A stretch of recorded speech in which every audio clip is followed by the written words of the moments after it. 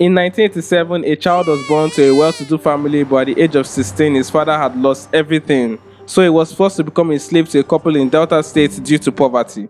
This boy would clean the house, wash the clothes, and do all the house chores in exchange for education. I was forced to become somebody's house boy, you know, or what you call a domestic servant. In this difficult process, he decided that he would break the chains of poverty and be a blessing to his world. Fast forward to today, this former slave now runs 2 free schools providing free education and daily food to poor and underprivileged children in slum communities in Delta State, Nigeria.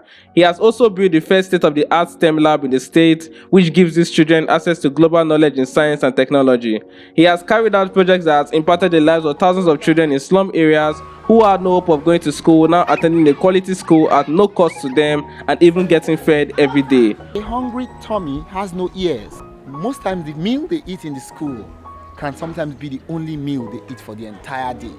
Coming from poverty to now sitting with dignitaries around the world and working with great kings and queens, Mr Zion Oshiobugie has defied all odds and limitations caused by poverty and is now a beacon of hope to thousands of children. And it doesn't end here. He has the goal of impacting over 20 million children across the world. You would agree with me that we need more Mr. Zions in this world, so sit back and listen as he shares his inspiring story in this documentary. But my big dream is to impact and educate 20 million children, leveraging on technology to do that.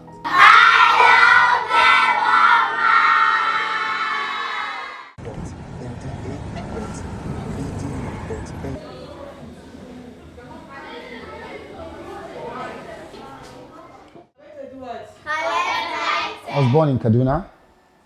I spent a bit of time in Benin City, Edo State, although I'm from Edo State, but the better part of my life, you know, from the age of 16, was spent in Warri, Delta State, Nigeria.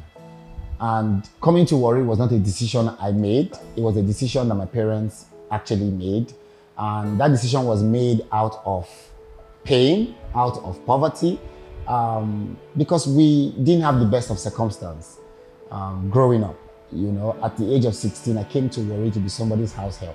I came to Warri with the sole aim of serving Engineer Nnamdi Onyeka and Dr. Stephanie Onyeka as their house help, cleaning, cooking, washing, taking care of the dog, bathing their 2 children, and doing every other domestic chore you can think about in a 5-bedroom duplex for 4 years. Now, in exchange for doing that, they sent me to school. So growing up was that kind of tough, I kind of hurdled my way through life. I was like somebody just running, but like had hurdles to cross. And one of the greatest hurdles will be getting education, but having to pay by service and by slaving yourself to get it.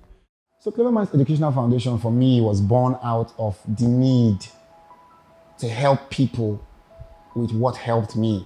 Poverty puts pegs on your wings. And most of these children did not choose to be born into poverty. I didn't choose it. Why I do what I do is because education opened my own mind to possibilities as a poor house help. With education, I got a voice. With education, where people saw problems, I saw possibilities. You know, with education, I understood quite a lot about life. Education became the ladder that I climbed out of poverty. And I said, now that I am out, why not throw that ladder back to the children in the slums, to the children in the shanties? I understand what it means to be underprivileged. I understand what it means to not have the tools and the resources to pick yourself up in life. I understand what it means to be either born poor, born orphaned, or be in an orphan situation. And knowing the power education has in pulling children out of poverty.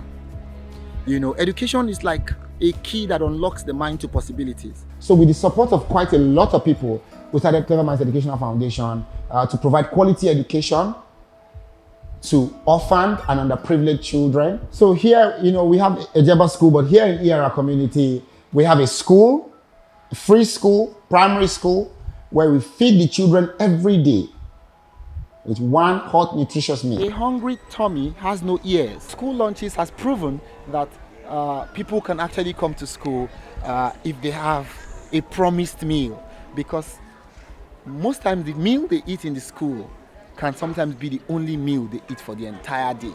We give education for free. We give books for free. We give uniforms for free. We give shoes for free. We just practically make sure that the kids are okay. We adopt them kind of for education. Then we have a STEM lab where we're introducing them to technology, to coding, robotics, AI. And then we have a farm where the Olori Atuwase told the Olu of Ori's wife planted a farm. We call it the Love Garden, where the children are learning to build, to plant their own vegetables, to plant their own crops. And then we have a market day where the children sell this crop for money. So the school, the STEM lab, and the farm, all together, we're trying to raise godly children through education that will help the world become a better place. I'm unstoppable today. Louder. Unstoppable today. Unstoppable today. Unstoppable today. I'm unstoppable today. Our community is a slum community. It is bedeviled by myriads of challenges, from teenage pregnancy to high dropout rates to low retention of students in school, to low income for households, and then on that also gender biases, gender inequality. There are lots of things that our community faces. The crime rate here, the insecurity here is really, really high. Crime rate is high. There's cultism in this community. There's just lots of things that, and they're not peculiar to only our community, but they are prevalent. They are prevalent here. Another challenge we have in this community is malnutrition. Children not being able to eat properly. Some children don't even have 3 square meals a day. So we decided to come in and see how can we tackle a few of these community challenges as a foundation. We built the first ever STEM lab in Delta State, first ever STEM and innovation lab, right? But we built it practically from nothing, from just a word from God and belief, right? When we put the block laying here for the STEM lab, where we currently are doing this interview, it was like, what are we doing?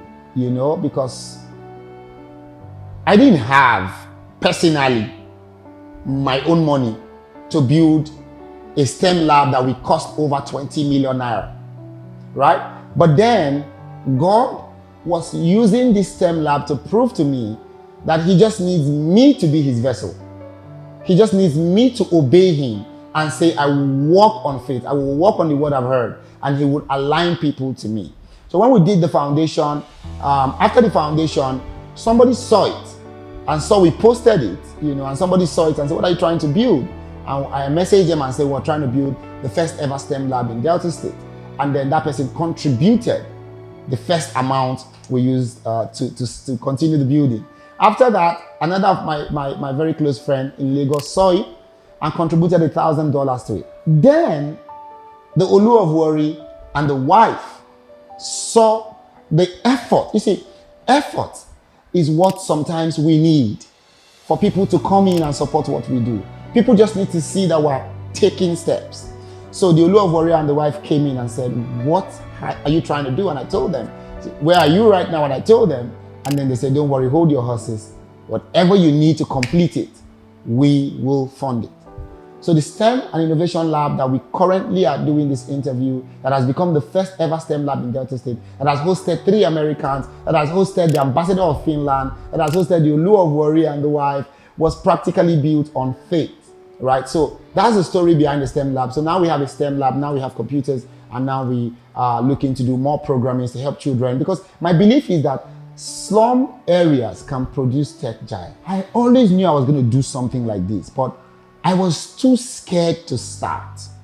I was too scared because here I was coming from a poor background. How will I run 2 free schools? How will I run free schools and impact communities with what? So God actually saved me in 2017 from a near fatal accident. I was in a 9-hour coma, and all I saw in the trance was children. Now, I couldn't see the end of these children, but I saw dirty children, tattered children, And I was walking to a white path. And these children were crying. And they say, come and teach us. I've been having several dreams like that. But this time it was longer, it was real, it was a trance. And I was still walking and they were begging me to teach them. They were crying. In that trance, I turned back and I said, sit down, let me teach you. And then I woke up.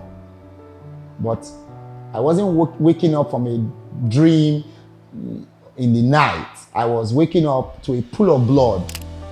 Because the nurse that sat by my side in 2017, 2 weeks to my wedding, had said to me, when I woke up, she said, the doctor had signed out on you. If you notice, I'm a bit deformed in my ear. This ear you see is not the ear that God gave me. It's grafting. They took a bit of all my skin and made my ear, because this ear was gone. You know, I lost so much blood. The doctor said, I can't make it anymore. But the nurse, God bless her, she took a stitch, not even the normal stitch, what cobblers use, and she stitched my ear. She said, I don't know who you are, but I saw your ID card that you're a radio presenter, and I just thought to sit by your bedside. And after 9 hours of being in coma, I woke up. And I woke up, and the next thing I heard was that a man was actually driving behind me the evening of the accident. It was that man that went into the bush. It was that man that brought me to the road, that road safety took me. And when they snapped my pictures and started circulating it that I was dead, the man told them, when he gets up, tell him to call me. I did call him, and he told me, go and do God's work. Now, I started calling that number for a long time after 2017. It was ringing, but nobody picked it.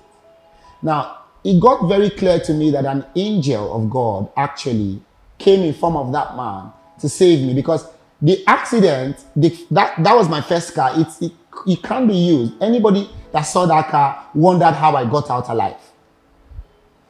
I was down and I was bedridden for close to another week. And in that room where I was bedridden, I couldn't walk. There's this song that came up, Olowo Gbogboro, it's turning things around. I was playing that song and I felt a hand touched me. I felt it and I stood up and I could walk again. So Jesus became real to me in an accident.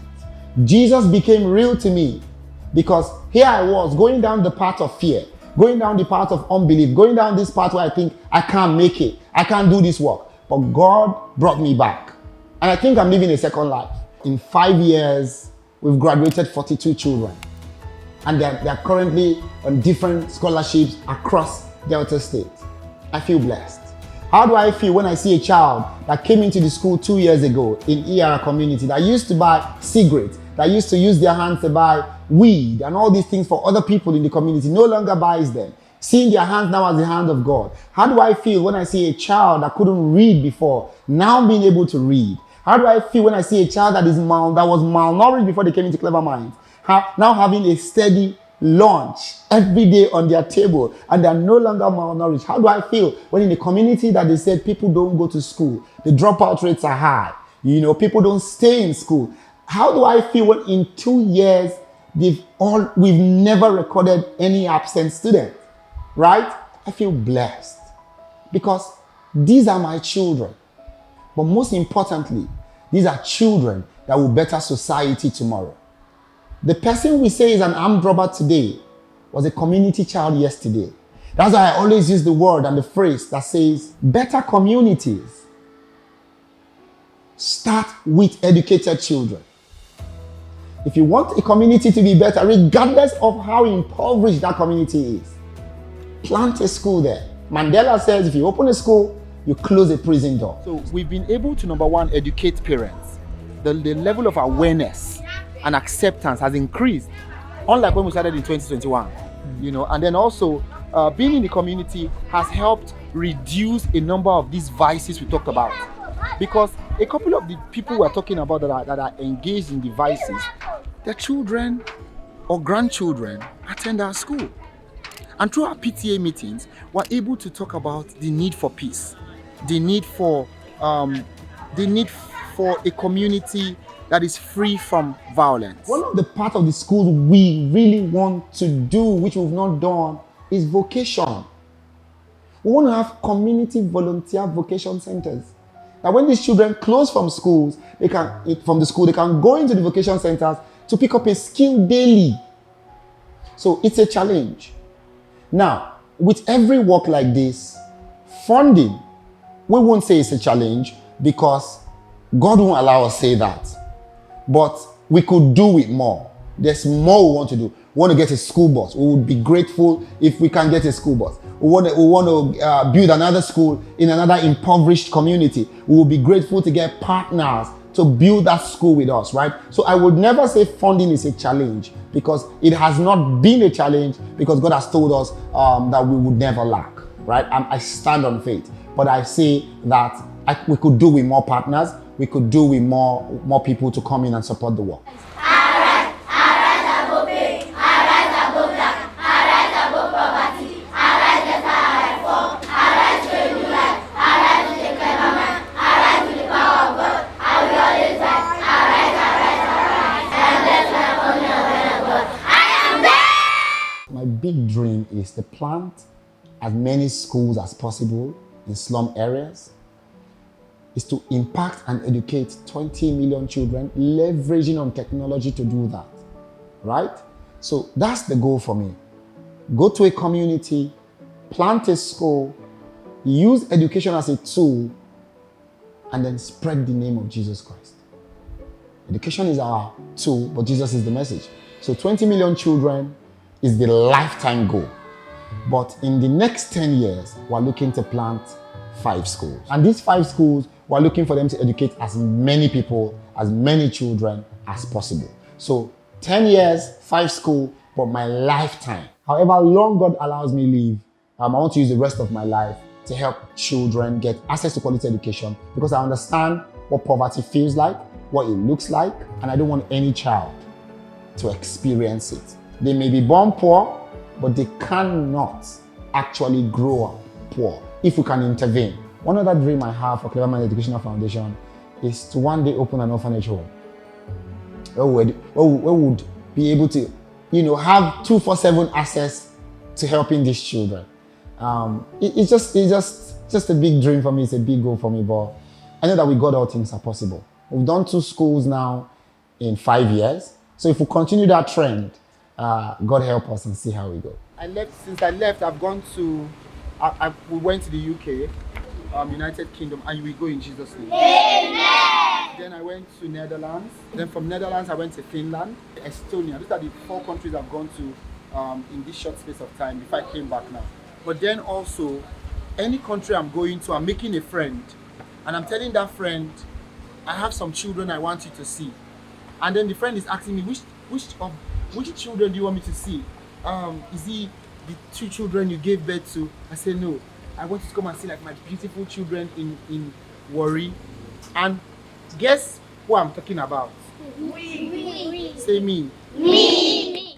God has helped me to travel, I was part of a delegation that traveled with the Law of Warri to Canada. And everywhere I travel to now, I want to make friends. I want to bring those friends back to see the impact work we do here in Nigeria. And I'm excited because 3 Americans are here flying over 17 hours, coming to Nigeria for the first time to spend 1 week teaching and training our children on art. That's one of the things they've taught these children have never learned it before.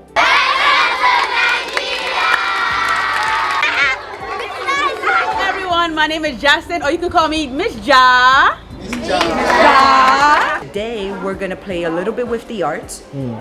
Arts and education is extremely important. We're super excited about the kids and them learning about all the different cultures that are out there. I believe in me, oh, can't you see? I believe in me, oh, can't you see? We're going to go through a song. I'm going to tell you what to do, and then you're going to do it, okay?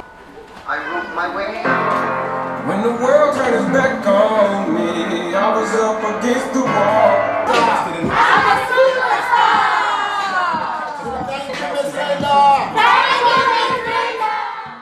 A dream is only a dream because you can't achieve it by yourself. And that's why it's a dream. And most of the time, you only need to start for somebody else to continue holding your hand as you go along. The intention is not for you to start and continue by yourself. The intention is to start. God has placed people along the way to help you. But most of those people have been waiting for you to start for 10 years now. They've been waiting for 5 years now. And you've refused to start because you're thinking you have to have your own money to start a foundation or to start a business or to start. Listen, as long as it comes to the dream that you have in your heart that God has inspired you to do, all you need is write that dream clearly and break it down to the startable part. If the startable part is to share ideas on Facebook, do it. If the startable part is to tweet about it, do it. If the startable part is to become a thought leader about it, do it. There's a startable part to your dream. Start with the startable part. But if you know that your heart calls you towards foundation work, you know that people have been telling you, this is your thing. You want to help people. You want to impact lives. You don't need a big bank account to impact lives. You need a big heart. It's not rich people that do charity. It's good people that do charity. The rich are not the ones that actually most times open foundations. It's the people that have $1 million heart. So all I'll say to you is, help is waiting for you to respond. God has placed people in your path to help you. Why not respond to the call? We are looking to get a school bus now for them by the grace of God. Where all these are our workers, so we're supposed to be with our own bus.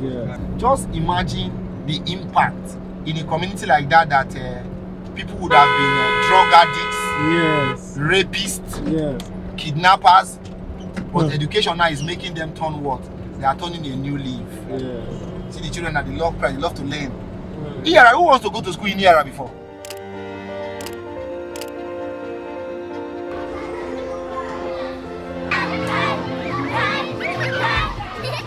If you enjoyed this video, please subscribe. Also check this playlist here to watch more interesting videos and see you on the next video. Thank you so much for supporting.